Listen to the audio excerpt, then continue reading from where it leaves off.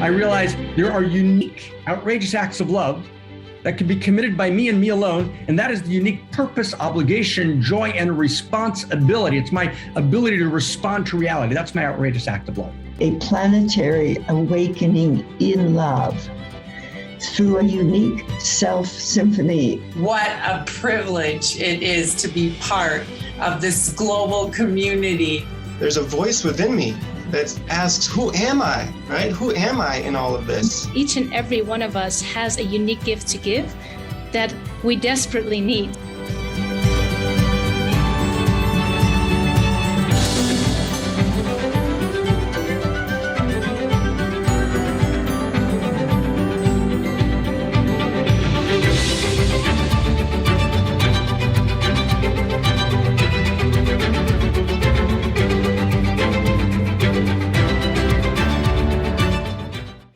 Thank you, everyone, and welcome. And what a beautiful, gorgeous expression you just dropped us into, Krista. Thank you so very much. And I almost hate to break this fullness of silence, but here we go, right into one mountain, many paths. Welcome to the heart of the revolution, everyone.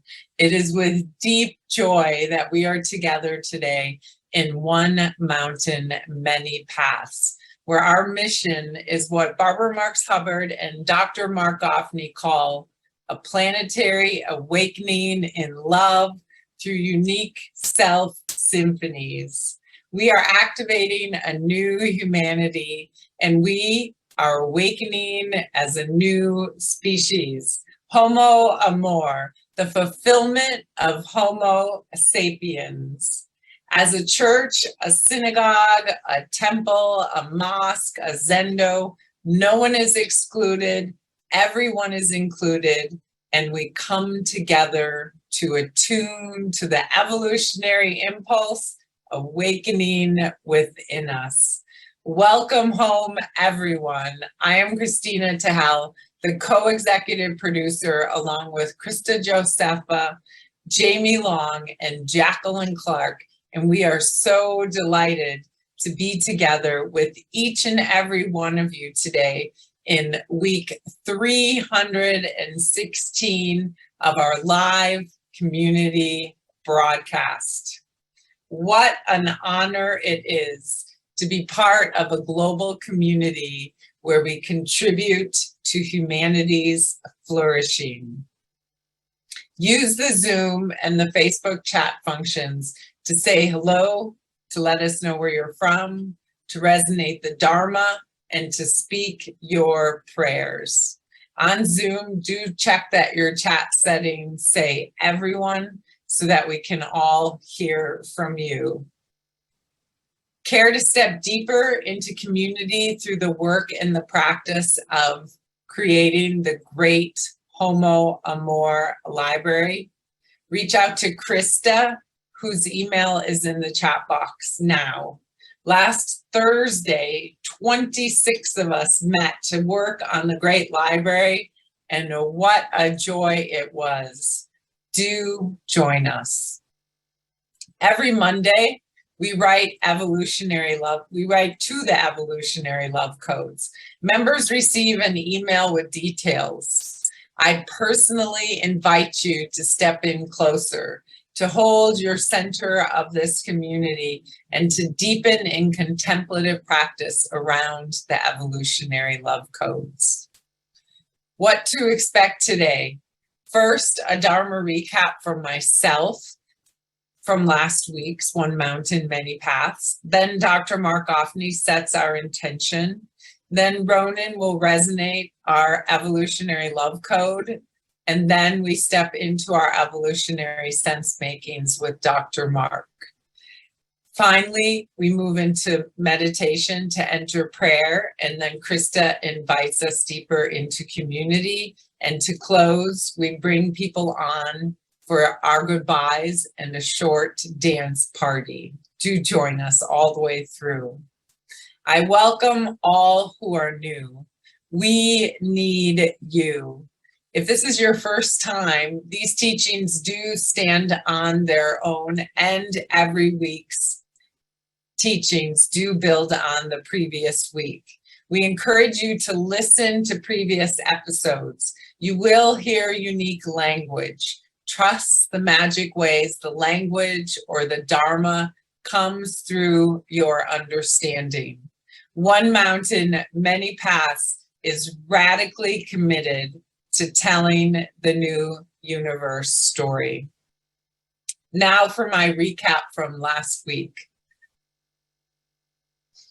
This poignant moment of neurocultural plasticity, a time between worlds and a time between stories.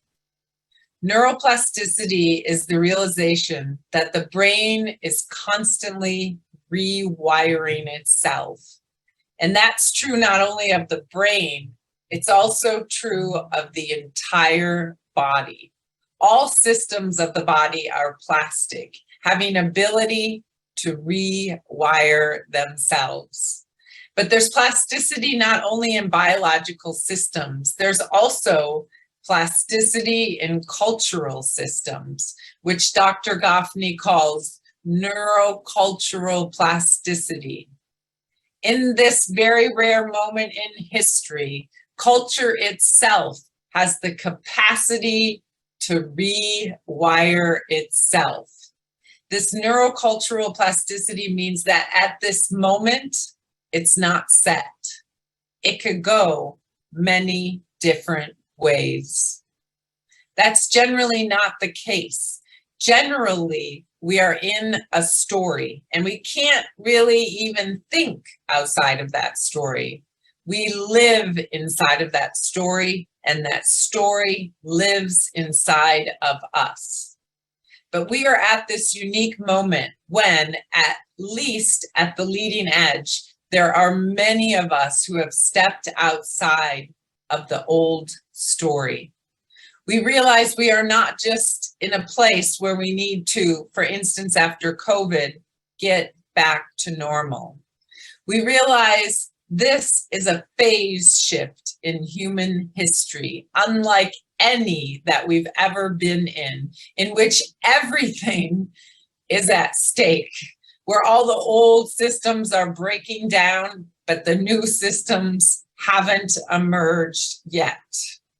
And we realize this space in between is a completely creative space, that the relationships between parts can be reconfigured, that this space in between is this neurocultural plastic space in which what we do affects everything. Our actions taken now will affect all future lives, will affect whether we have future life.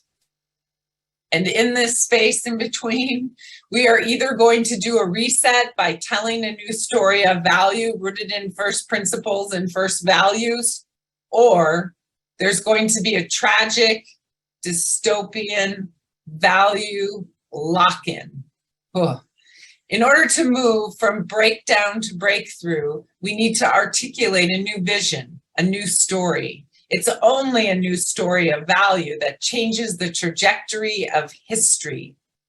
Know that value is real, that value is an intrinsic structure of cosmos, that cosmos feels hunger, and cosmos is hungry for value, for the good, the true, the beautiful, for love, for delight, for joy, for a heartbreak that becomes transformation. Know that uniqueness, truth, peace, justice, kindness, eros, and the exchange of pleasures are all intrinsic structures of cosmos. Value lives in us. there are a set of first principles and first values that actually animate cosmos, that these values move all the way up the evolutionary chain and all the way down the evolutionary chain, that we participate in that field of value, and that value is eternal.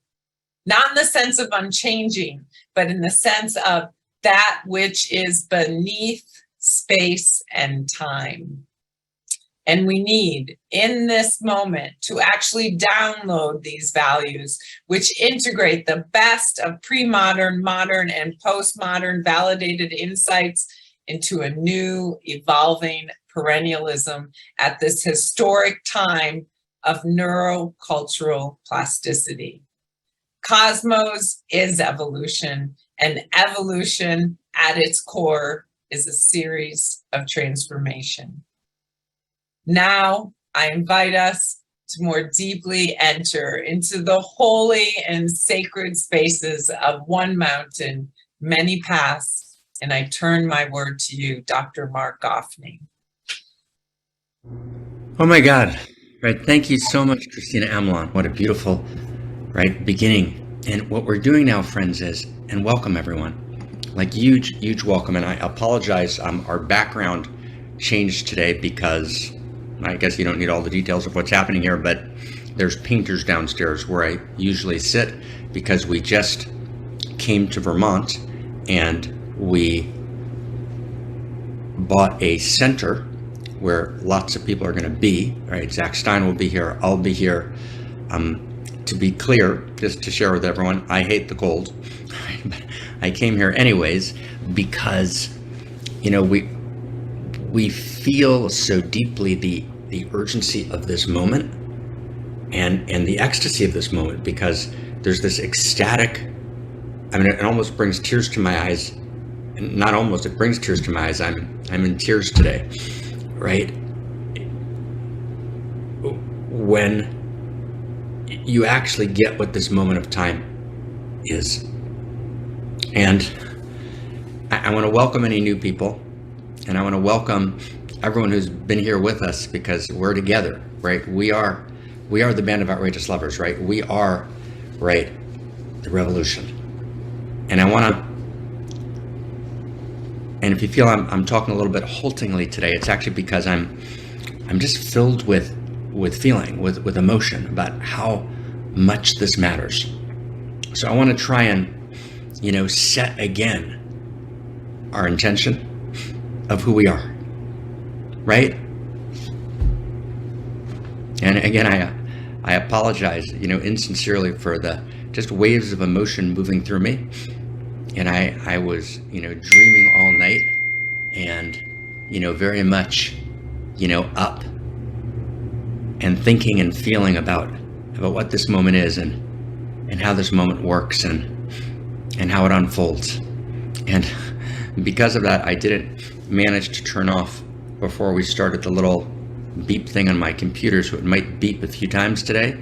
So if you hear any beeps, we'll hope that God has the beeps come to accentuate and punctuate, you know, the important moments we're going to talk about today, because we have an insanely huge day. Okay?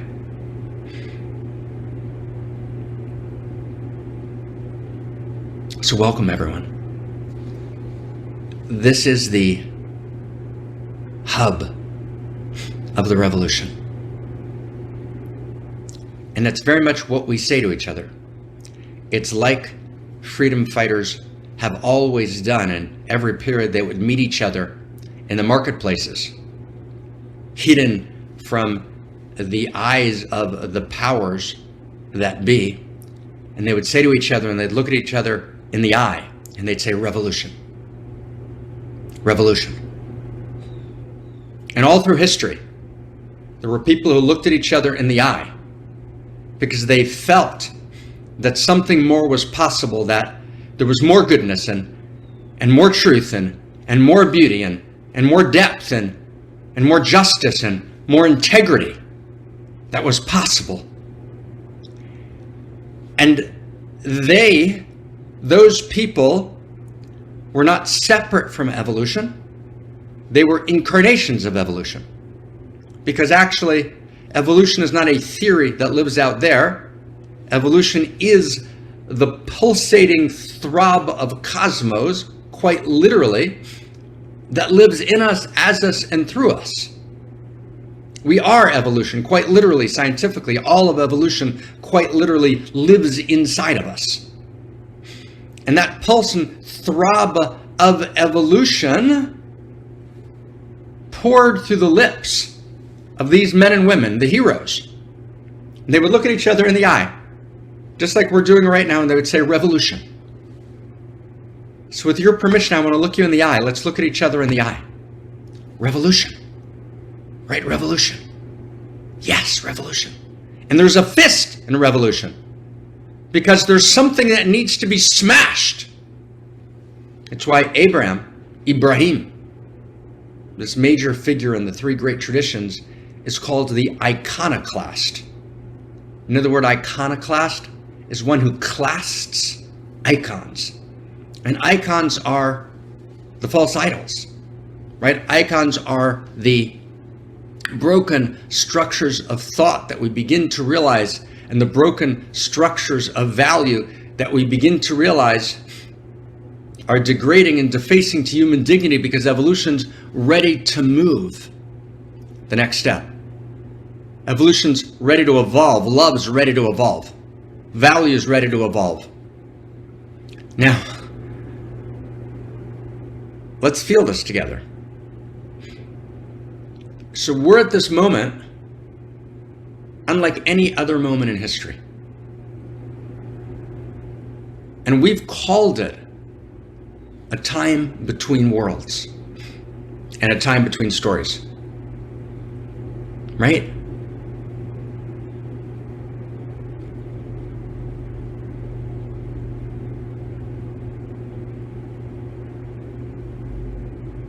And the essence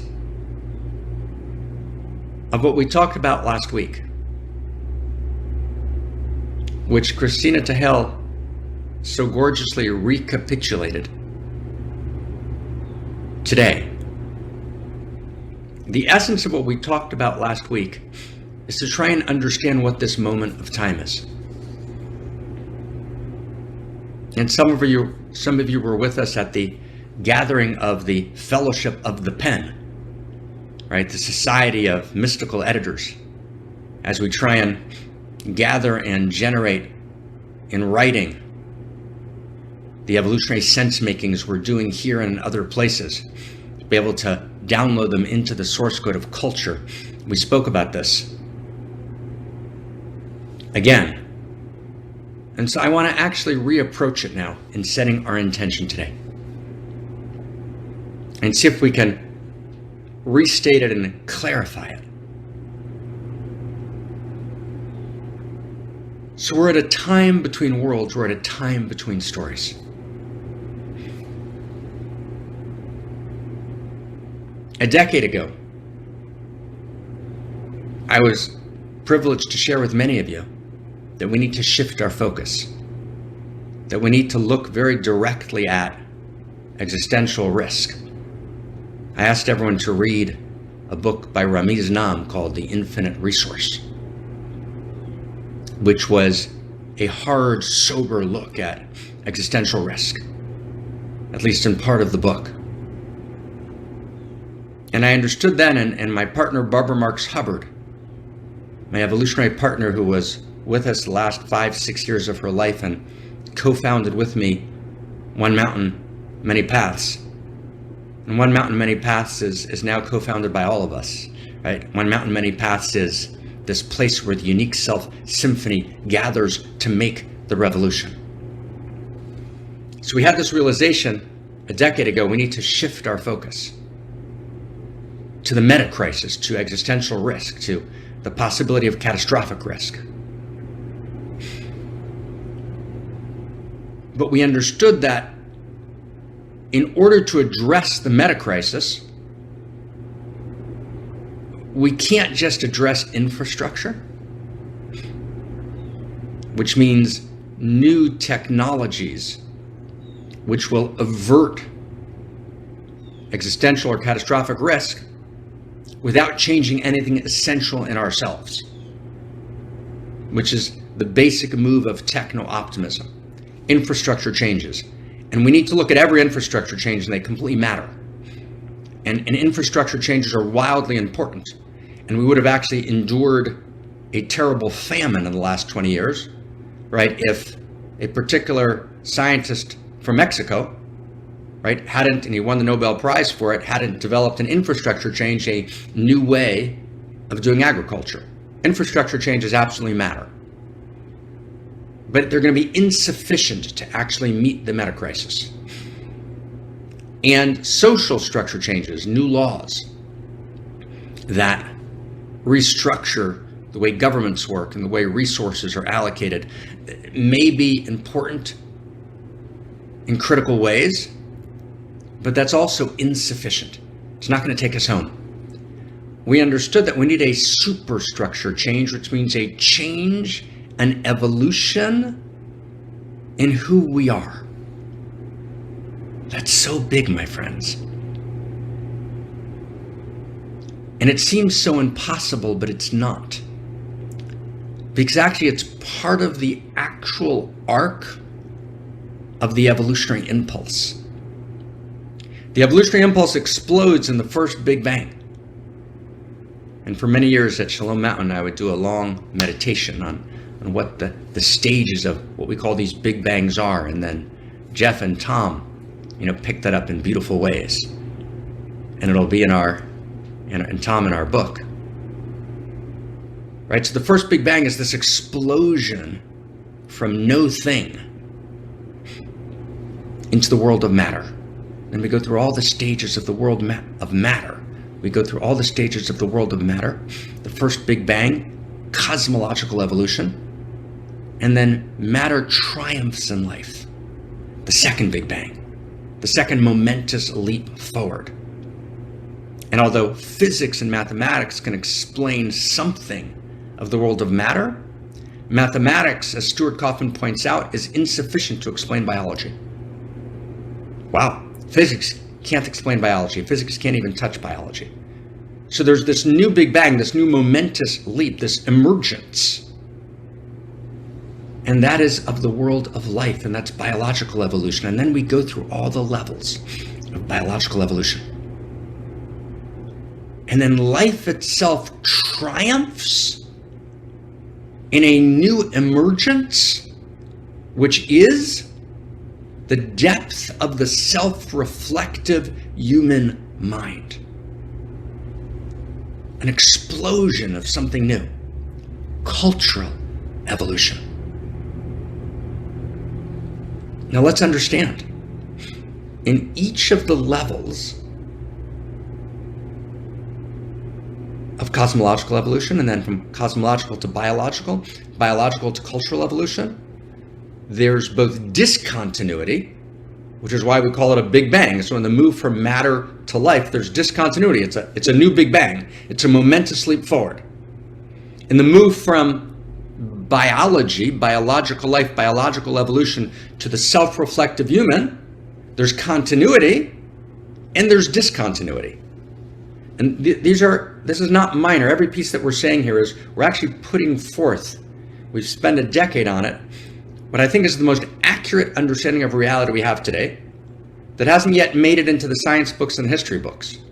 And we're now writing it up in a great library. So every sentence is critical because we're handling an enormous amount of challenges to thought here and articulating through this second simplicity formulation. And by second simplicity, I mean the simplicity that comes after complexity.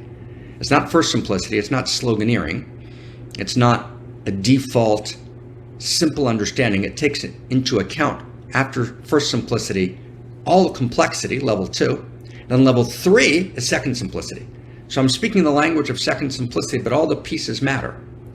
So what I'm describing here is what I would call a narrative arc to history. And that itself is a huge idea, that history has a narrative arc, that history is a story. That reality is from the very beginning a story. That story is not just a human creation, but actually the structure of reality is a story. And it's what the lineages meant in their own languages, in Sanskrit and particularly in Hebrew Aramaic. God loves stories. What that means is that's code for reality is structured as a story. There's a narrative arc. Reality is not just a series of facts, as science says, and reality is not just, as religion has generally said, reality is not just a vestibule, a pass-through room in order to get to the real world. No, this world's absolutely real. It ultimately matters. And there's a story being told here. There's a narrative arc. History is going somewhere. And we're actors, we're players in that story. And our stories are chapter and verse in that larger story. It's like, wow, right? And so we get to this third level. Matter triumphs in life. Life triumphs in the depth of the self-reflective human mind. Clear, everybody? Everyone getting this? We clear? We okay? So then we get to this third level of evolution, which is, okay, let's stay close, friends, which is cultural evolution. Then we go through all the stages of human development. Life has triumphed in the depth of the self-reflective human mind in the human being. Now, is that the end of evolution? Is that the end? Is it 3 big bangs and we're done? No, that's not the nature of the narrative arc. There's what I called a number of years ago a 4th Big Bang. And this is at the very core of cosmoerotic humanism. Cosmoerotic humanism is the name of the new story of value that we're telling, which is rooted in first values, evolving first values and first principles. We call it cosmoerotic humanism. And at the core is this notion that together with Barbara Marx Hubbard, together with Zachary Stein, right, and other people around the world, we've articulated, and I call it the 4th Big Bang.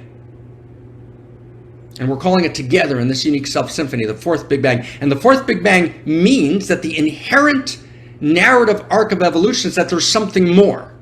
There's more to come. There's more value to come. There's more eros to come. There's more love to come. There's more of our humanity to come. Meaning we don't triumph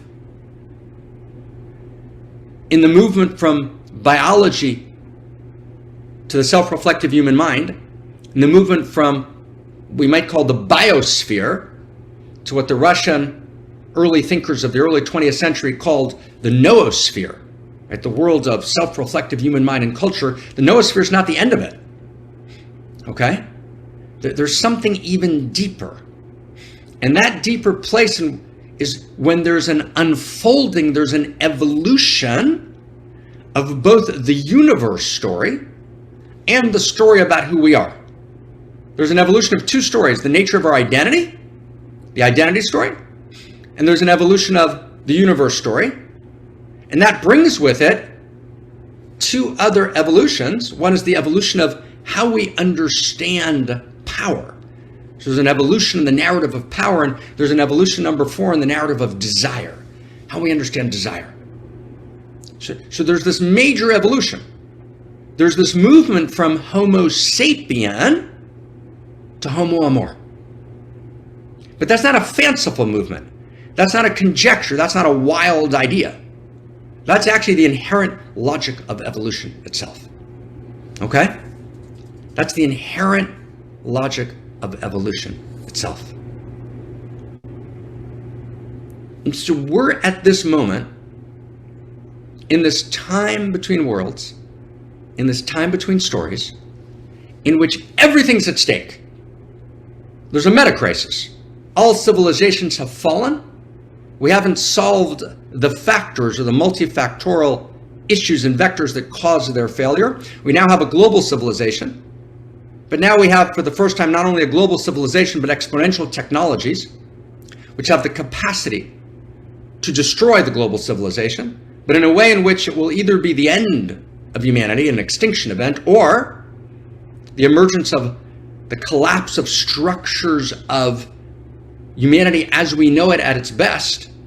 And what will emerge in its stead is a dystopian future in which dystopian versions of closed society actually dominate reality, which there's a radical breakdown, right, in the movements towards freedom and the movements towards deeper love and the movements towards democratization of greatness, the movements towards participation, whichever human being knows that I have a unique self and I have an instrument to play in the unique self symphony, we're going to move in an entirely different direction of closed societies, of an essentially a caste system, which you have an elite and everyone else,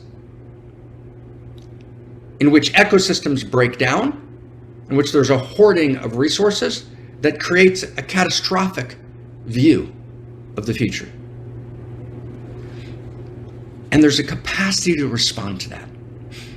So I want to do with you, and I want to ask if we can pull up now, friends, right? In our team, if we can pull up Bono's song, right, which is, talks about, we're the people we've been waiting for. So I want to put this notion, and I'm going to check the chat box, and you let me know when we've got that pulled up, friends. I'm going to open the chat box for a second. It's going to take a little open. So you guys let me know in the chat box when we have that up. And what I want to do is I want to just actually, right, as a meditation, just listen to that song. And then what I want to do with permission is I want to then recapitulate what this moment is, right, with a thought experiment, with a meditation. So we can actually see this moment more clearly, right, and set the tune, set the tone for what's possible, okay? So we're going to actually go into a meditation now. And we'll do this meditation through a song, and then we're going to respond right to that meditation. I want to see if we can lay this out and get clarity on this together, so we actually know what this moment of time is, right? And to become intimate with this moment of time is huge. Part of becoming Homo Amor is to become intimate with this moment of time. So I want to do, with your permission, everybody, right, this huge Homo Amor meditation that actually changes us and changes the source code. Because we want to download this meditation, this study that we're going to do, right, into the source code itself, but we do that by becoming it ourselves. So are we ready? Christina? Just give me a note if we're ready. Okay? So so take us inside this. We're going to do like a 2-minute, 3-minute meditation on this. And then we're going to go all the way. Okay? So I'm going to ask everyone, if you can, don't text now. Don't do anything else, right? Let's stay inside. We have the ability to focus, to put our attention. Right? In Hebrew, the word for attention is simat lev. Let's place our heart. The placing of the heart is intention. So we're now the band of outrageous lovers. We're in the revolution. We're at the heart of the revolution. We're in this time between worlds and this time between stories. And it's up to us. Quite literally, we're evolution hanging in the balance for real. Right? Just like that group of revolutionaries was in the Renaissance, right? Led by Da Vinci and his cohorts, who had to tell that new story of value, who had to shape the future in a new way with radical audacity. We're those people. This is our moment. And this is going to be more real than we can even possibly imagine. This is for real, right? For realsies, as a friend of mine once said. Okay? So let's walk into this meditation, okay? And then we come back together, all the way in.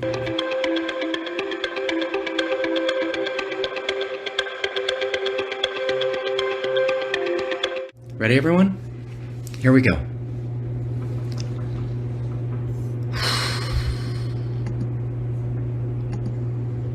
And it's so big, I want to just, a prayer, right, that we can get this right, okay? We're in this time between worlds. We're in this time between stories. We're in this time between worlds. We're in this time between stories.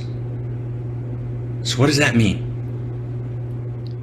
We're at a time in which evolution is desperate to birth its new emergence.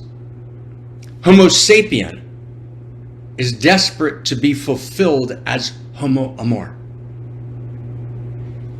And as is the nature of the intimate universe, it's only that emergence of Homo Amor, of the new human and the new humanity, which can respond to the meta-crisis.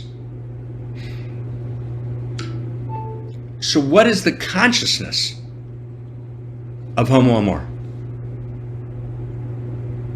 So let's go several steps here. Step one, I'm going to ask everyone, unless you're driving, if you're listening to the replay, or if you're driving now, but if you're not driving, close your eyes. Imagine all the people that have lived in the world up till now. And on some deep level, we actually realize that we are all those people. I have a friend, one of my dearest friends, who's here today with us, Terry Nelson, who has led seminars all over the world for tens and tens of thousands of people. And one of the practices he does is that when someone would come late, let's say they'd come 10 minutes late to a session, he would say this strange thing to the group. He would say, "We all came late."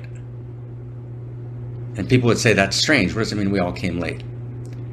And so Terry tried to communicate something which was, I think, even in Terry's mind, not logical, but his body knew its truth, which was he would say to people, we're all that person. There's no split between us and them. And of course, on some level, there is a split. There's human responsibility. There's distinction. There's uniqueness. We're all unique selves. And that's absolutely true, of course. And there's a deeper level of realization, which we understand that we're also all part of the same true self. And true self means that there's a field of one consciousness and one desire. There's one heart and there's one love and there's one breath. We're all irreducibly unique expressions of the field, yes, and yet we're also all inseparable from the field. And the field transcends space and time in the sense of this limited moment in the space-time continuum. There's some true dimension, if you can access this, and this true dimension is available in physics through certain mathematical vectors, and this true dimension is available in the interior sciences. There's some real dimension in which we are everyone. We're everyone that's ever lived. We're not actually separate from the field. We're all of the lovers and we're all of the beloveds. And we're all of the murderers and all of the murdered. And we're all of those who danced in joy. And we're all of those who are madly heartbroken, tortured in tears. We're man and we're woman. And we're every version of transgender that ever was, is, or will be. We're white and black and yellow, and we're deformed, and we're strong and healthy and sick and frail and fragile. We're wealthy, elite, and we're destitute and poor. We're all of it. So imagine for a second being all of it. Imagine that actual consciousness. That you don't hold it in every second of every day. We hold unique self-consciousness most of the time. But we have to have access to and the background of our foreground consciousness of unique self. The background of our foreground consciousness of unique self, the background is homo amor consciousness. And homo amor consciousness is I'm everyone. And everyone's me, and there's a truth to that, there's a reality to that, there's an ontology to that. So imagine for a second all of the people that ever lived, and there are approximately 100 billion people.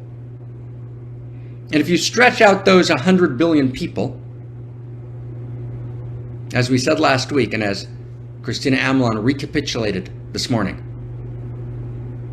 if you stretch out those 100 billion people, one after the other, and you actually live each life consecutively, you will have lived for about 4 trillion years. And I'm repeating this not as information. We're not in the realm of information now, we're in the realm of evocation. We're evoking a consciousness inside of us. We're evoking a consciousness in humanity.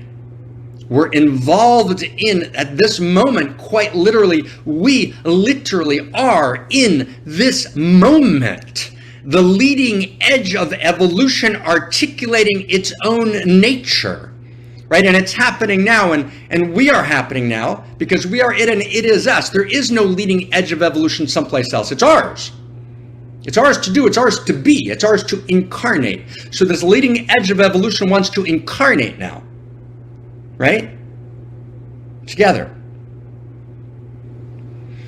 So imagine 100 billion people stretched out life after life.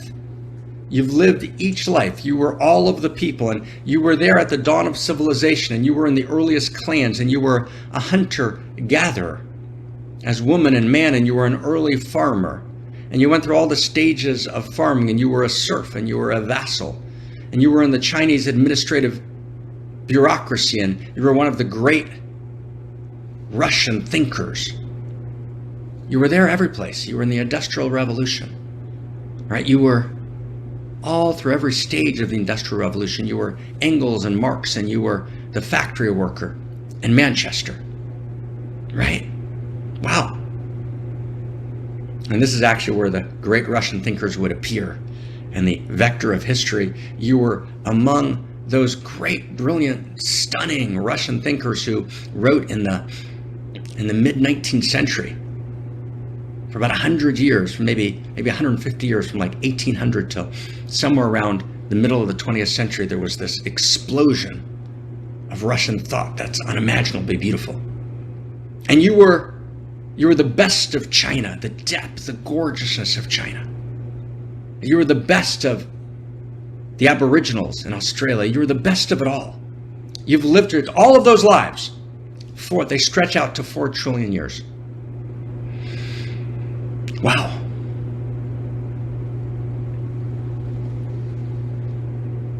But if you have any sense of what the future holds, if we don't extinct ourselves, and we live even the average life of what a mammalian species probably lived. And I won't go through all the calculations here.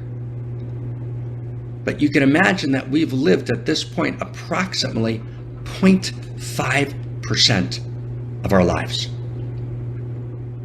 And if in fact we live longer than an average mammalian species, because if we don't extinct ourselves, we might assume that we've learned something about self-care that an average mammalian species hasn't learned, then at this moment in time, we're literally at the first breath. We're just a few breaths, a few seconds out of the womb. The future is big, it's vast. It's why the name of the divine in one of the great traditions of interior science is Yud He Vav He. And perhaps when we replay this clip, we can actually put that name of God on the screen. And names of God in the great traditions are the source code structure of reality.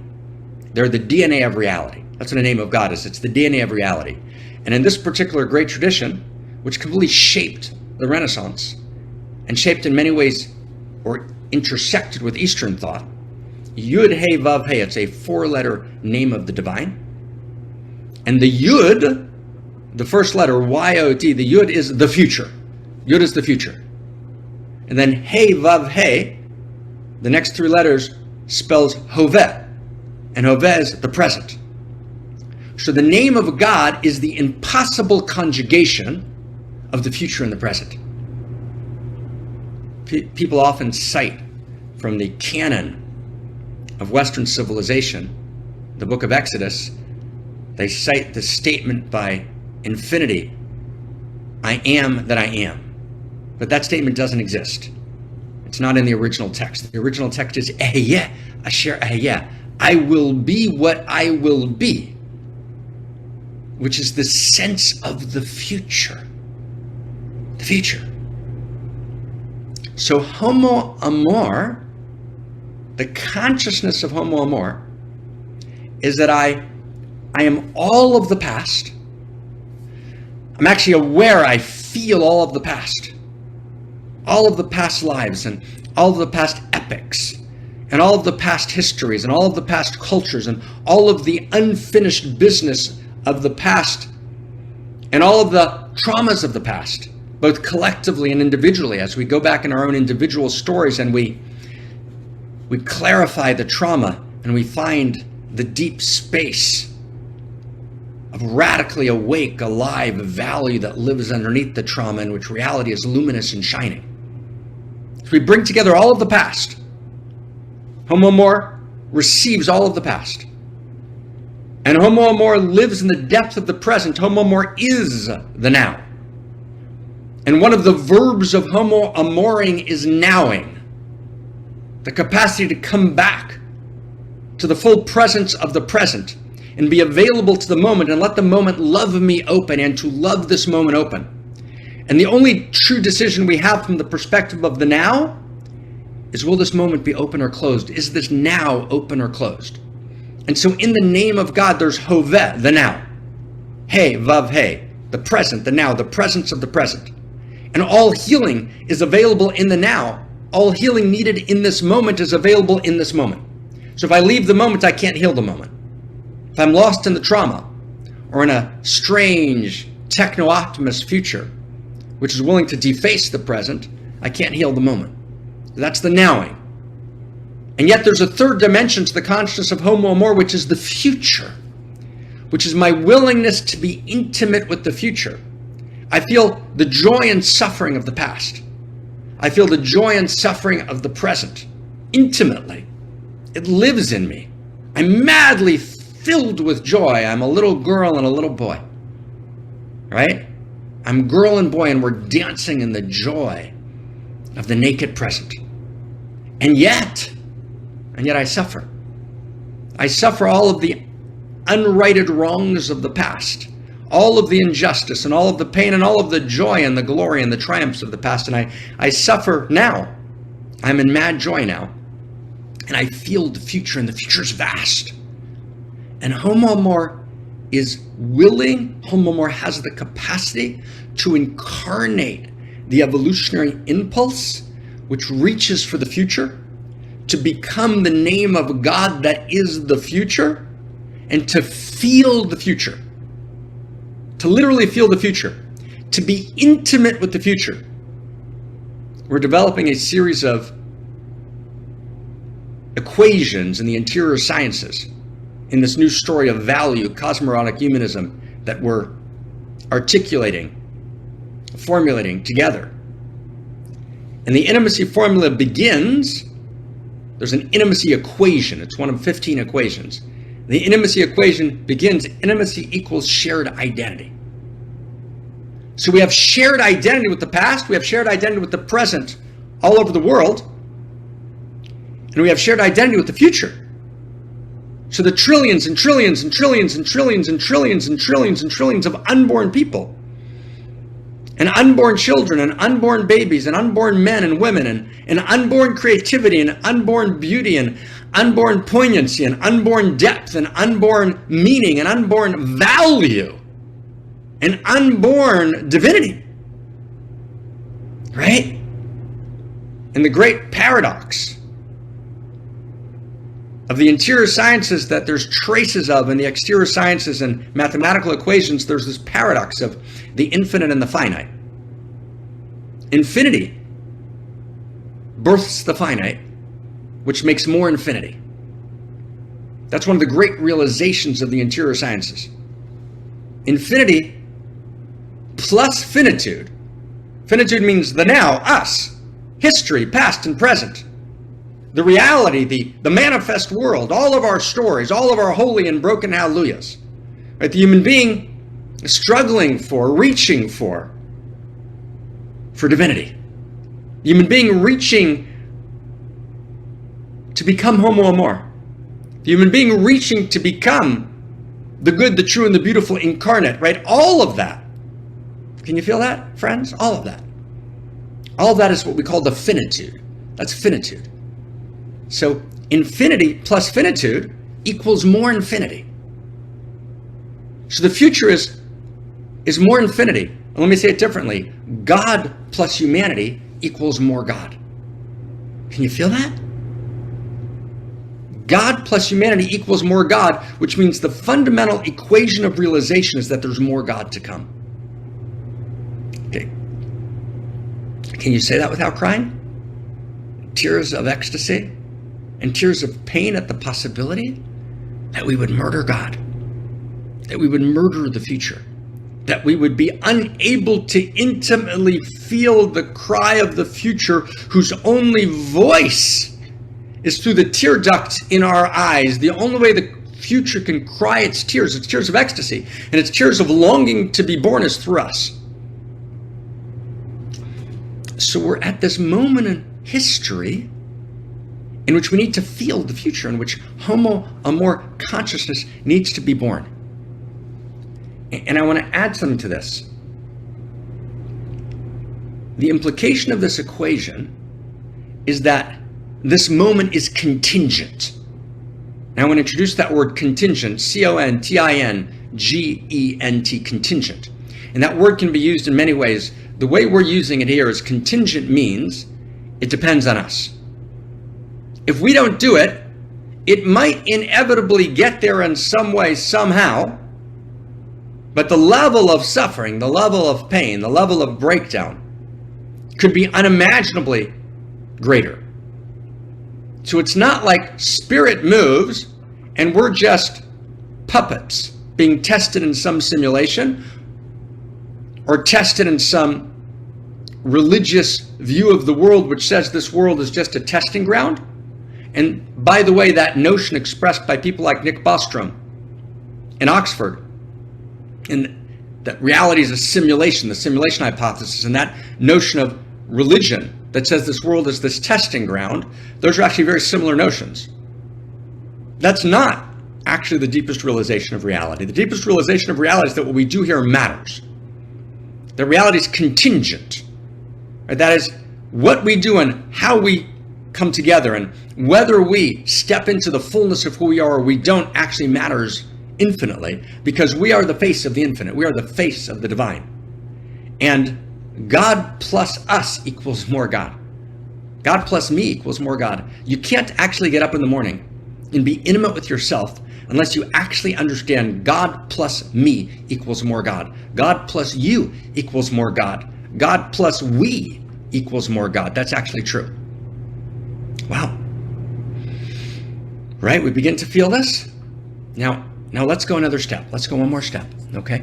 Let's go one more step. Can we go one more step? How are we together? Let me just check us in the chat box. How are we doing? Okay, let's just check in and find each other for a second. Who's got a yes? Who's tracking here? Do we have some yeses? Can we feel this? Can we feel where we are, friends? Can we feel it? Right? Can we find each other? Like all the way. And if you can take a little time, just write a yes. Just so we can feel each other. Write a yes. And if you're sitting by and listening and watching while those people write yeses, step in, right? Yes is you're signing your yes on the lips of the divine. Yes! Right? It's yes! Right? It's yes! Yes! Yes! Yes! Yes! Right? That in that moment of orgastic explosion, what do? We cry yes! And we cry out the name of God. This is the moment for yes! Yes! Yes! Yes! Yes! Yes! Yes, so let's look at this moment, friends. Let's become intimate with this moment. Let's become intimate with this moment. So in this moment in history, we're at what we called in the beginning of our inquiry, our meditation, we called it a time between worlds and a time between stories. And a time between worlds and a time between stories means that there's two qualities of plasticity. And plasticity means, stay with me, a term that was coined by William James. Thank you, Kirsten, for that reference. A term that was coined by William James. Thank you, Kirsten, for that reference. Oh, it's a recording. He just said it twice. Oh, it's a recording. He just said it twice. I'm just being funny and seeing if you're paying attention. Okay, stay with me, okay? We're ready to go? So, neurocultural plasticity means it's plastic. So William James talks about plasticity as an emotional plasticity, which is the moment where you can shift your field of feeling. You got that? You can shift your field of feeling. Generally, our feelings are locked in. We can't change our feeling tone, but there's moments we can shift and actually transform our interior experience of feeling. Then we learned about brain plasticity, Metternich. right, taught us with other researchers that the brain, which we thought was absolutely fixed and unchanging, the brain was actually plastic. And plastic means that at moments of crisis, we can actually, through profound practice, we can actually rewire the actual neural circuits of the brain.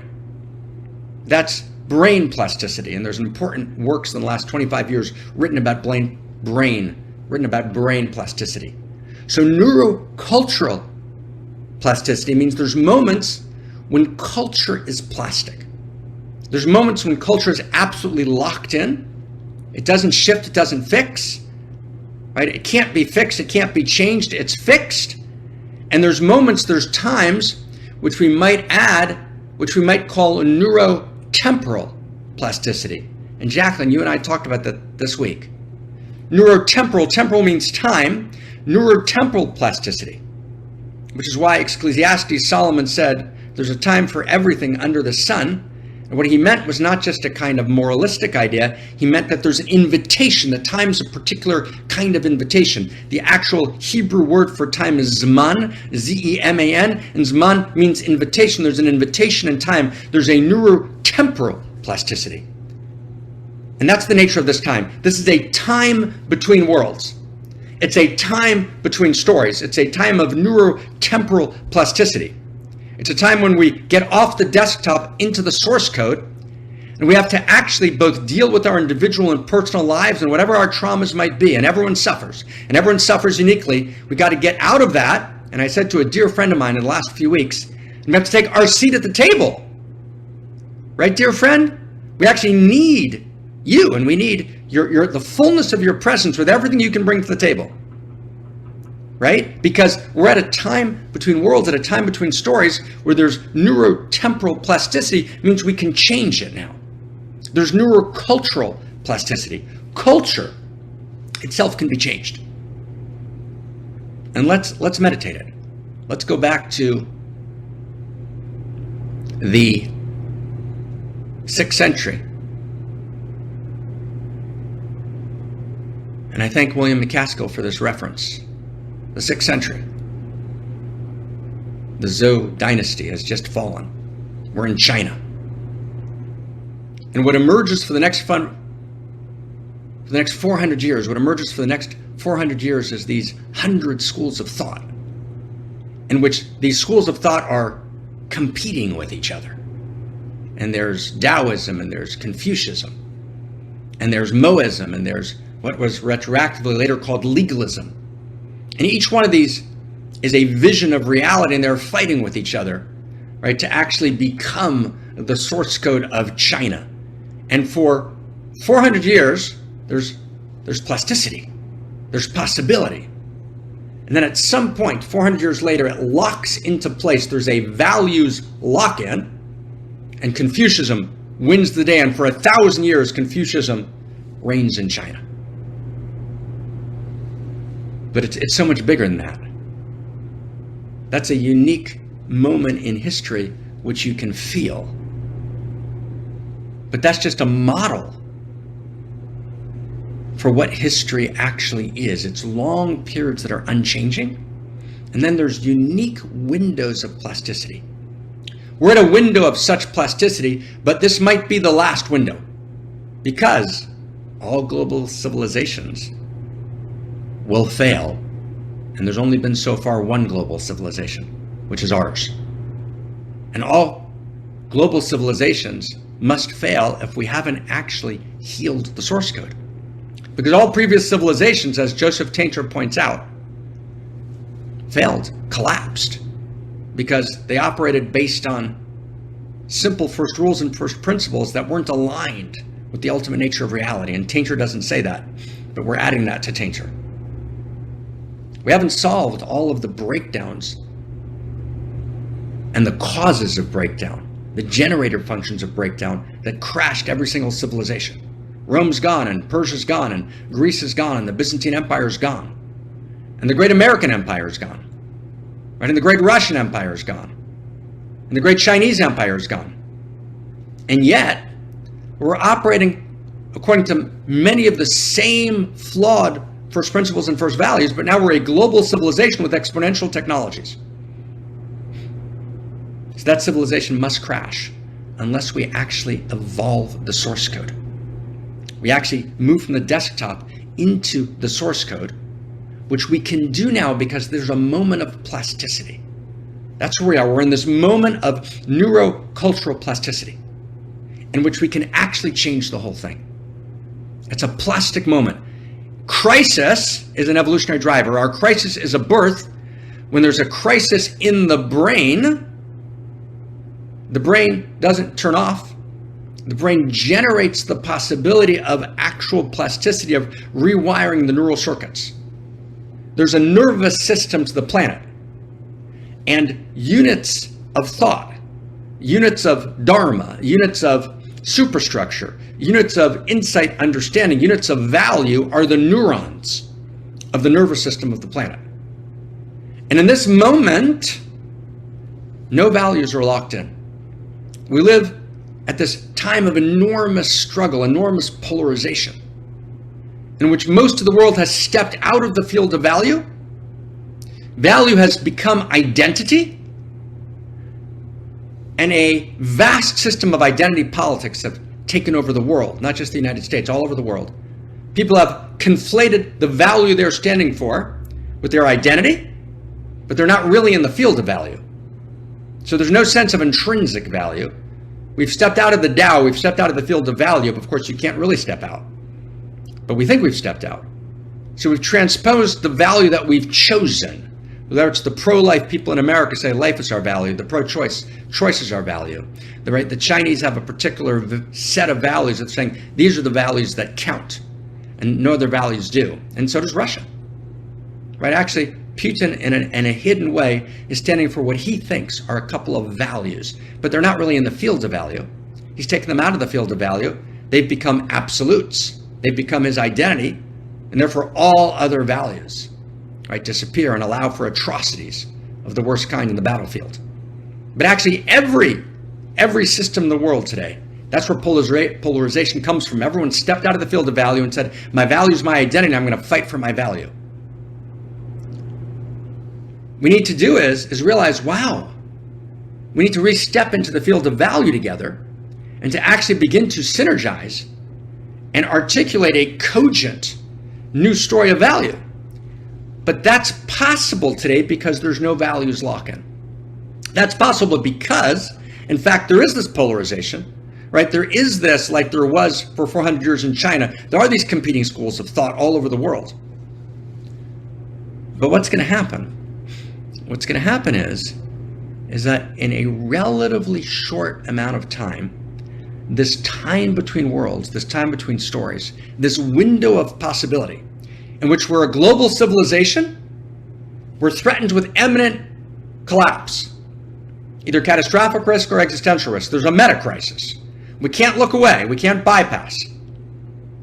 And yet, there's possibility of unimaginable kind. Because actually evolution is the possibility of possibility, and all of the energy of evolution that was there at the moment of the Big Bang literally lives in us on this call right now. Lives in reality right now. We can generate a new future if we just become intimate with the future and we hear her call. So on the one hand, there's metacrisis. On the other hand, it's a culturally plastic moment. It's a neurotemporally plastic moment. We can actually do something. We can actually shift. And what do we need to shift? What do we need to do? What's the actual demand and invitation of this moment? So there's two things we need to do. One, we need to reanimate open societies. Open societies need to understand what they stand for. Open societies need to move beyond the postmodern moment in which value was collapsed, deconstructed. Modernity began the deconstruction of value, and postmodernity, which is really modernity on steroids, as Habermas points out, completed the deconstruction of value. So we need to step back into the field of value, number one. And we need to animate the values of freedom, the values of liberty, the values of uniqueness, the values of choice, right? The good, the true, and the beautiful as realities in cosmos, and not materialist constructs in which we vie for power because there is no field of value. which is how Foucault, at least early Foucault, understood reality. So we need to reanimate open societies, so in this great battle with closed societies, we actually emerge triumphant, right? Actually, open societies need to emerge triumphant in this moment of time. We actually need to save the best of Western civilization. We need to know that that actually needs to happen. That's one. That's one. Because if that doesn't happen, here's what will happen. At some point, we're going to reach, I'll just give you one vector. At some point, we're going to reach AGI, some version of artificial general intelligence. That's one of the imminent existential risks. And it's going to be sometime in the next, 20, maybe faster, maybe 40, 50. The vectors are unclear, but it's real. We don't exactly know how it's going to happen. It might look differently than we think, but one very real scenario is we'll reach artificial general intelligence. And I'm going to give you just one scenario. There's multiple scenarios. There's utopian scenarios and dystopian scenarios, but I'm going to give you one very serious scenario that has a significant and real possibility. And you wouldn't cross a bridge that's about to fall if there's a 30% chance it's going to collapse, and you and your family are going to collapse on it. But those are the percentages we're talking, possibly significantly greater. One country, let's say a closed society, let's say China, achieves artificial general intelligence. That will allow them in a year or 2 years to exponentialize their military and to exponentialize their economy, and they will quite quickly dominate the planet. They'll own the planet. But they're going to own the planet not in the way that you would 1,000 years ago. They're going to own, as it were, the entire computational planetary stack, because everything moves through that computational planetary algorithmic machine intelligence stack. An ultimate internet of things in which affective computing, which means affective means emotional, right? There's sense detectors every place, right? Accutated eyes and ears every place. What you think, what you feel, that's exactly where affective computing, coming out of the MIT Media Lab in the last 20 years, headed by Rosalind Picard, that dimension of the laboratory, one of the students of Alex Petland. Affective computing, well, actually going to know what you feel. And if you feel something which defies the powers that be, let's say in China, in this scenario, you're actually knocked off the grid. You can't get food. You can't get a job. Your family can't get health insurance. Just like WeChat in China is a one-stop shopping for everything, there's going to be a one-stop shopping through a biometric signature. You're going to get access to the web. And if you feel against what you're supposed to feel, you're knocked out of the system. You're frozen out. We're actually going to go back to the place of the early clans, in which if you didn't identify with the clan, you're actually left outside and you die. Wow.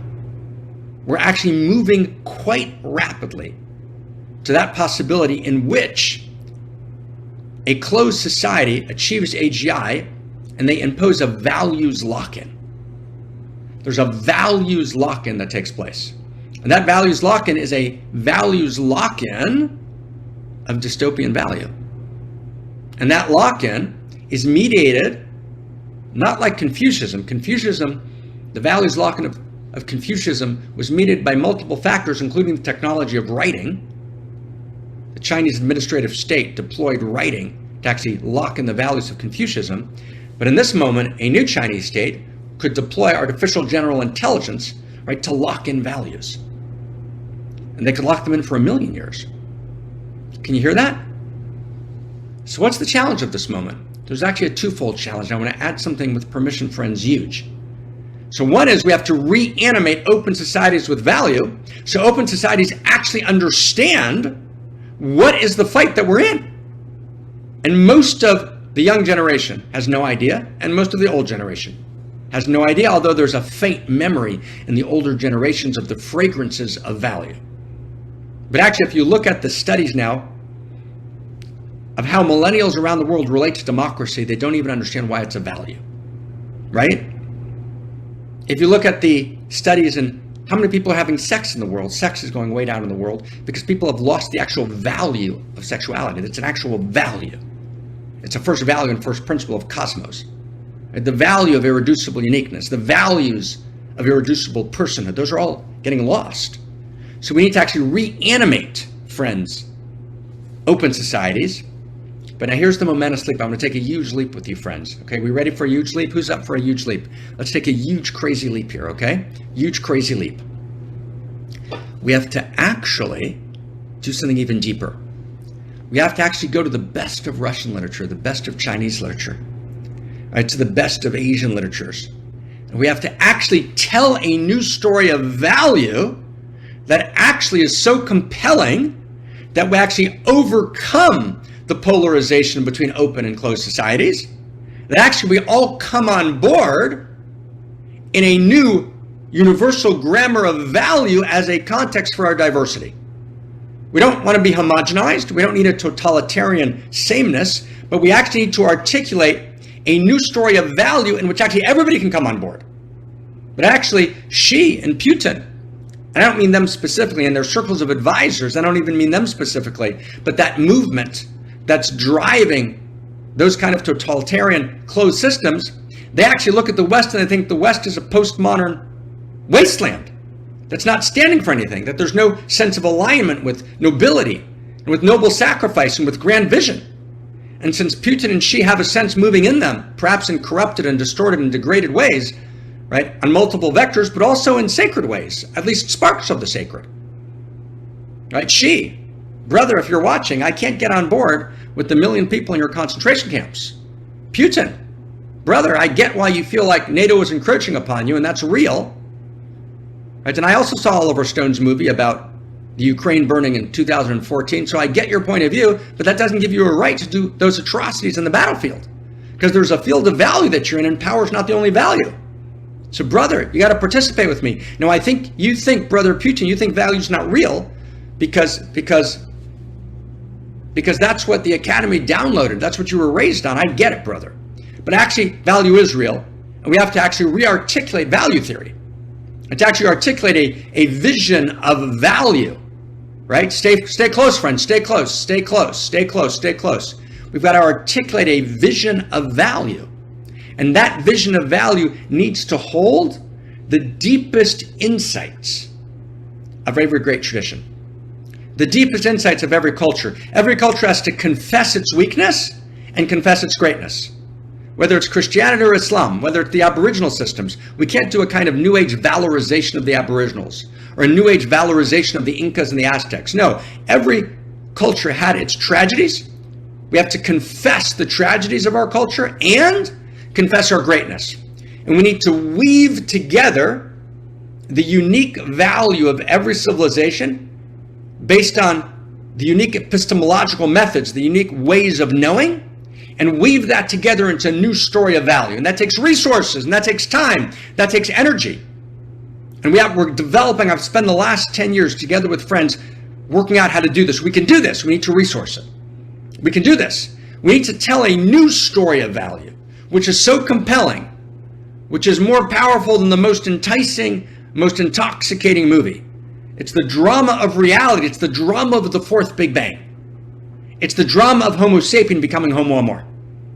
It's the drama of Homo amor who actually embraces all of the past, which means I bring on board, I integrate the best and truest and deepest validated insights of all of the great cultures. And I confess their weaknesses, I confess their greatness. We. And we weave together the best of the present, and then we weave together, right, motivated by, animated by the voices of the future that live in us, and we create something new. We are the new name of God. We are the impossible conjugation of past, present, and future. And we're at this time between worlds. We're at this time between stories. We're at this moment before a potential values lock-in, in which it's open. And we need to articulate a universal grammar of value as a context for our diversity. Right? Wow. Well, can you hear that, friends? Can you hear that? Can you feel that? That's actually possible. You might tell me it never changes. Friends, it always changes. The one unchanging law of history is that it always changes. And what causes the change? What causes the change is always a new story of value. But at this moment, we need to put together not a declared story, but a validated new story of value that integrates the deepest validated insights of everyone. So everyone, friends, has a seat at the table. This won't be possible after X amount of time passes. So I know, I get, friends, we got to pay attention to everything in our personal lives. And if we're battling health, we have to pay attention to health. And if we're working in our nuclear family, we have to work in our nuclear family. And we're working in our traumatized systems, we need to work in the traumatized systems. Yes, and all those commitments, all of our holy and broken hallelujahs need to be at the table. And they don't exhaust us. And they can't.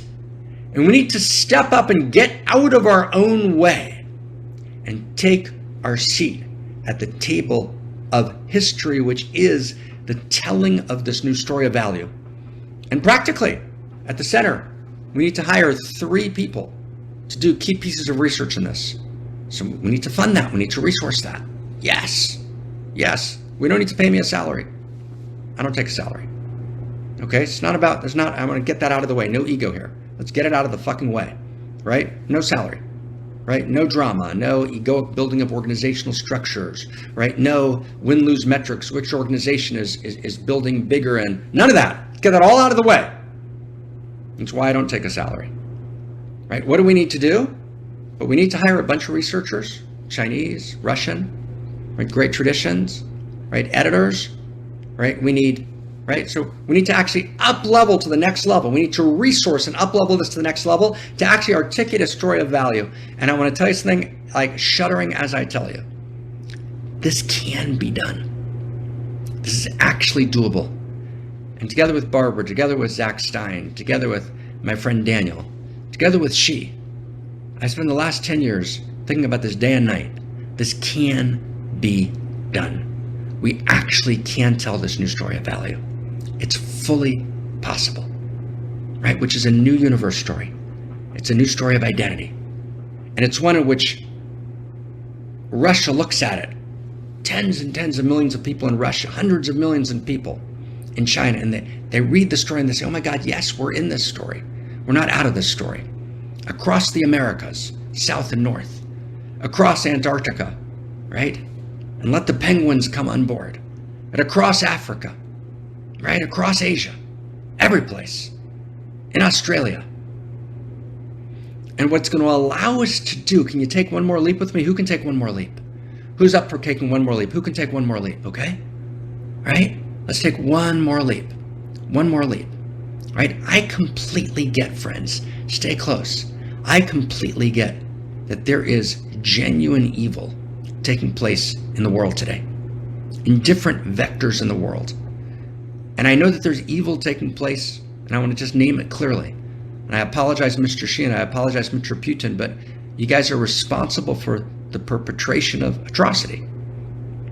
That's evil. And evil is the opposite of live. It spells live backwards, right? It's the opposite of aliveness. And I know that there's also corruption and degradation that's lost millions of lives, that's taken place through the medical industrial complex, right, in the West. And I'm not arguing for a moral equivalency. I'm saying that evil has many facets and many faces and many forms. Right? And I know that all of us need to atone for what we need to atone, but we need to move forward together. And if it's going to be a clash of open and closed societies, let us gird up as open societies and articulate a universal grammar of value so we know what we're fighting for. And at the same time, let's vision of possibility beyond even that polarization. Let's vision a shared grammar of value, which everyone can come on board, and it can be done, right? It can be done. Wow. So I want to just ask everyone, who trusts that it can be done? And if you can feel the trust, who trusts that it can be done? Let's just pour, can it be done? Yes, it can. Right? It can. I trust that it can be done. I trust you. I got to start there. It's very easy to say no. I challenge you to say yes. I know how to say no. It's very easy to say no. I challenge you to say yes, to have the courage to say yes. It can be done. right? It can be done. It can be done, right? Do you have, I ask every one of the yous here, do we have the courage to say yes? Yeah, we might have gotten something wrong here. You can focus on, right, oh, right, this is what they got wrong. Oh, Mark got this wrong, and Mark got that wrong. I challenge you to move beyond that contraction, because that's a contraction in you. I acknowledge, let's say I got 20 things wrong.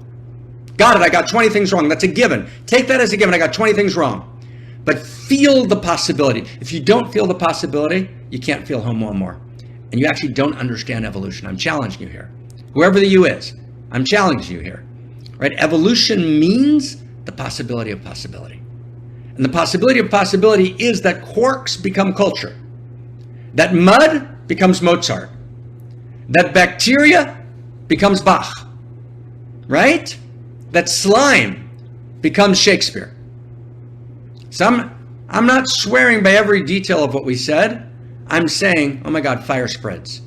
It can be done. We're visioning it. We're feeling it. And by feeling it, by visioning it, by articulating it, by speaking it, we're speaking it into existence. Right? Vayomer Elohim, and the divine spoke. And the speech itself, the speech enactment creates reality. And remember, God plus we equals more God. So we, right, our story, our coming together here in one mountain, this revolution, this one mountain, many paths, right? We can do this. It's not someone else is going to do it.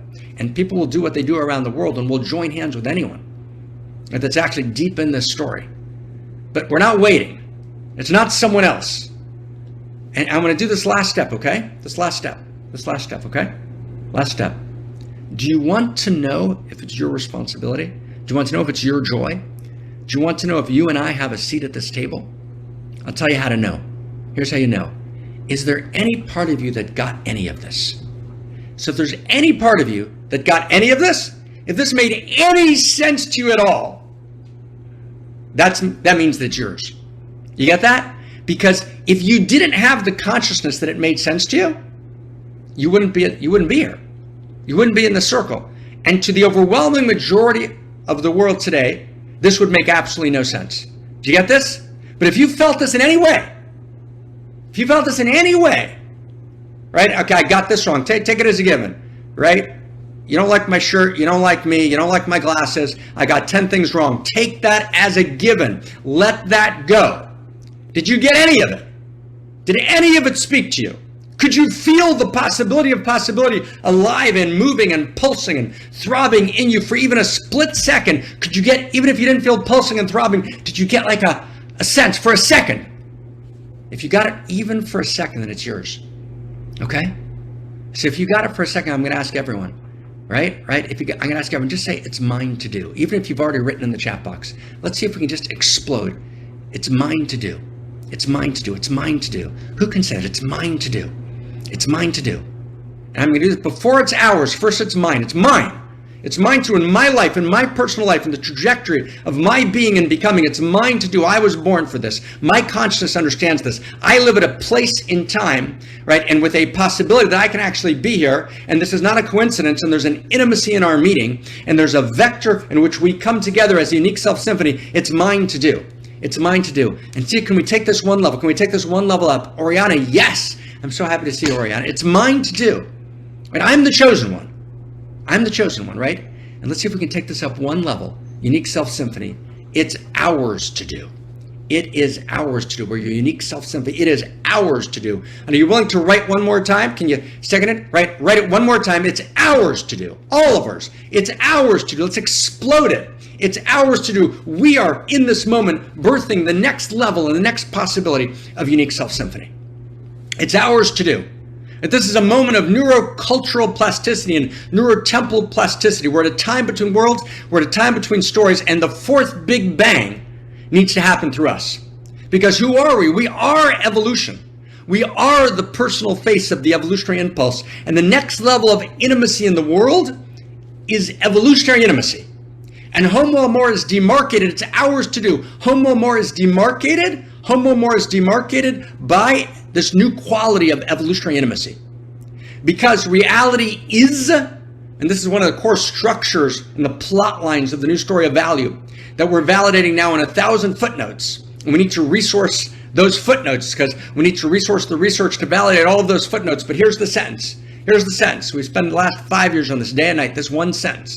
Reality is not just the progression of simplicity to complexity. Reality is the progressive deepening of intimacies. Can you get that in your body? Reality is the evolution of intimacy. And the new intimacy is evolutionary intimacy. And evolutionary intimacy means I'm intimate with past and present and future. Can you feel that? I'm intimate with past and present and future. And I can feel all of the future generations because I am all of the future generations. Because, and Terry, this is what you were saying when you taught those seminars all over the world implicitly, all of those future people are me. I am all of those future people, quite literally at some deep level of reality, validated by the fragrances of mathematical equations and physics, and validated more profoundly even by the deepest calculus of the interior sciences. I am all of the future. So imagine you're a teenager and you've got this huge life to live. Do you suicide? Do you take risks that suicide you, that prevent you from living that life? You can't. You can't. So it's ours to do, friends. Right? We're the unique self-symphony. Right? We can live all those future lives. And the way we need to do it is to realize our radical intimacy with the nature of this moment. That's what we did today. We did a Homo Amor meditation. And in this Homo Amor meditation, all of us have a place. And everything has a place.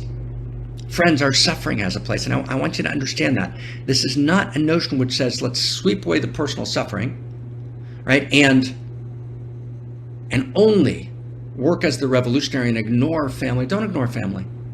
Family is infinitely valuable and matters, but don't let yourself be exhausted by the story of the personal, even if it's exhausting.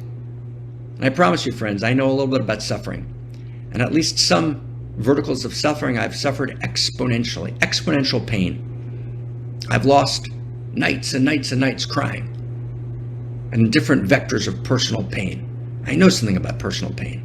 Most of my family was gassed, right? Go back a generation. Didn't go well, right? My mother was buried alive, quite literally, right? By the Gestapo at age 4, literally buried alive in a grave, quite literally.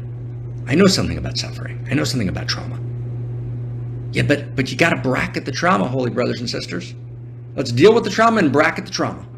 And one of the ways I bracket the trauma is I feel the call of the future. I feel the possibility of possibility living inside of me, right?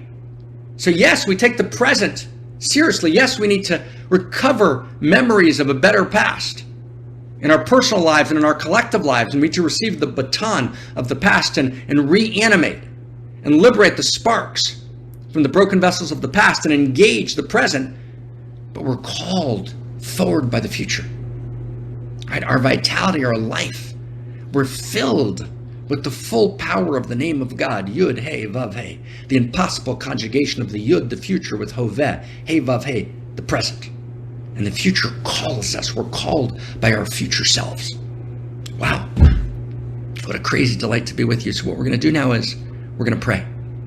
And I'm sure not everybody made us through the hour, because I know we're after the hour. I know we're longer than the hour. So thank you, everyone who stayed in, and totally honor that people felt they had to leave. Total honor and blessings, of course. But thank you for being with us. But let's bring now all of us to the table and let's pray. We're not praying to the God who doesn't exist. And the God you don't believe in, that caricature God, doesn't exist. We're not praying to the God who's outside the world entirely and who commands us to a kind of emasculating obedience. No, we're praying to the God who's the infinity of intimacy, the infinite intimate. That's the new name of God, is the infinite intimate. That is infinity desiring intimacy that lives in us, as us, and through us, even as she holds us. And we bring before the infinite intimate everything, our holy and our broken hallelujah. And we're going to play our hymn, the Holy and Broken Hallelujah, by my brother, Leonard Cohen. And as we play it, I want to invite everyone just to pray. Right, just to pray. And ask for everything. Ask for yourself. But ask for real. Ask for everything. Ask for your son, for for your brother, your sister, your mother. Ask for your uncle, your first cousin. Right? Ask for the women of Iran. Right? Ask for the feminine that's degraded and the masculine that's degraded. Ask for all the men who are being raped in prisons in the United States. Right? Ask for all the people who died unnecessarily in the last 2 years from COVID. And ask for everybody. Ask everything for everyone. Right? The holy and the broken, hallelujah. And, we'll come together at the end, and Crystal will just invite us to take the next step. And I want to really ask you, stay the next 7 or 8 minutes. That's it. Just 7 or 8 minutes. Let's stay in and let's change the source code together. Remember how we started? We look at each other in the eye, and what do we say? Revolution. Revolution. Right? This is the moment. Evolution. Revolution. The holy and the broken, hallelujah. Take us inside. Now I've heard there was a secret chord that David played, and it pleased the Lord. But you don't really care for music, do you? It goes like this: the fourth, the fifth, the minor fall, the major lift, the baffled king composing hallelujah.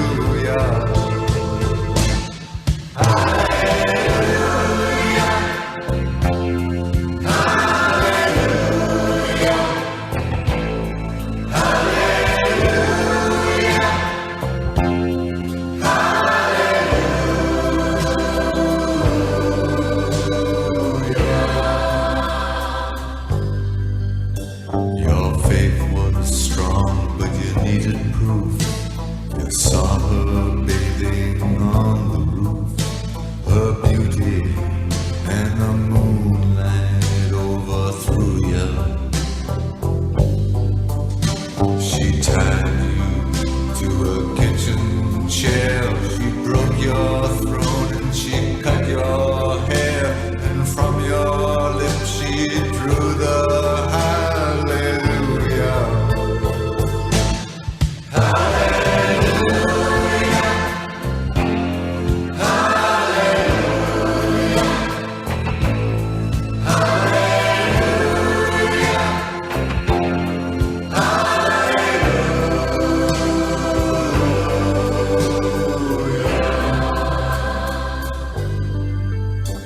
You say I took the name in vain.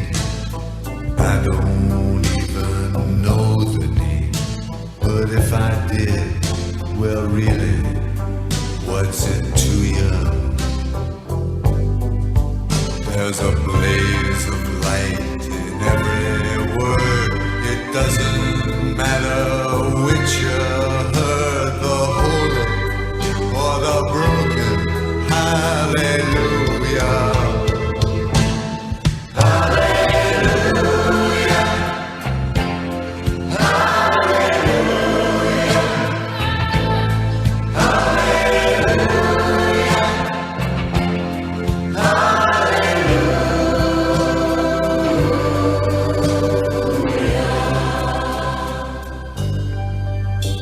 I did my best. It wasn't much.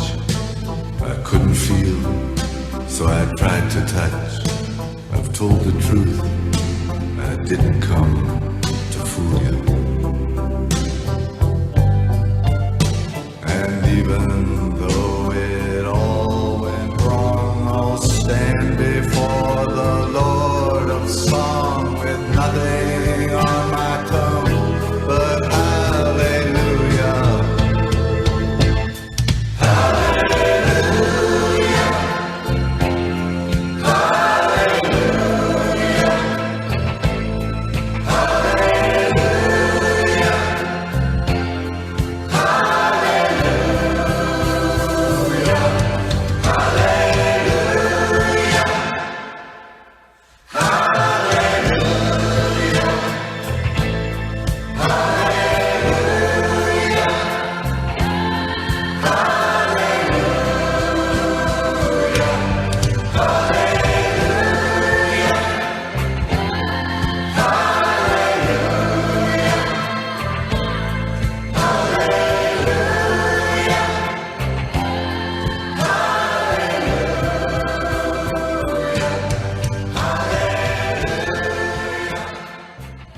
thank you for all of your beautiful prayers.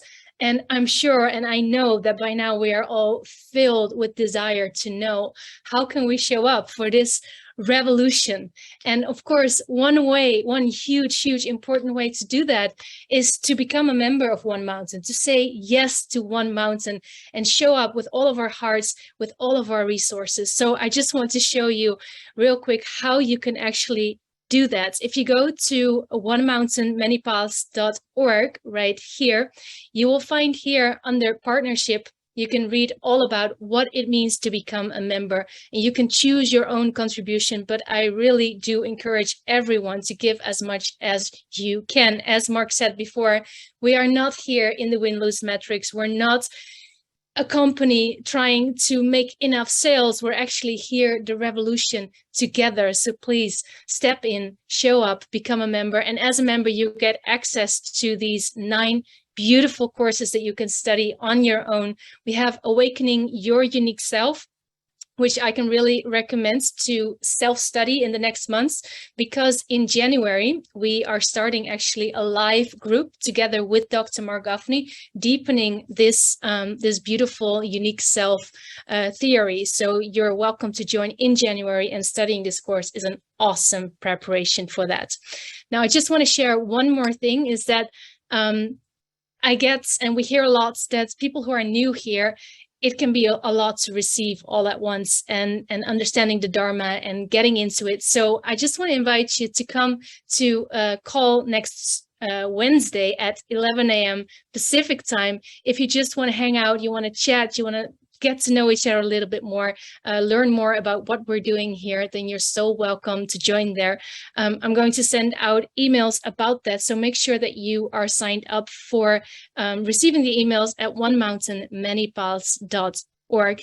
Thank you so much for being here. And last but not least, as always, we're going to blow this beautiful day out with a beautiful evolutionary dance party. So Christina, please turn on some music.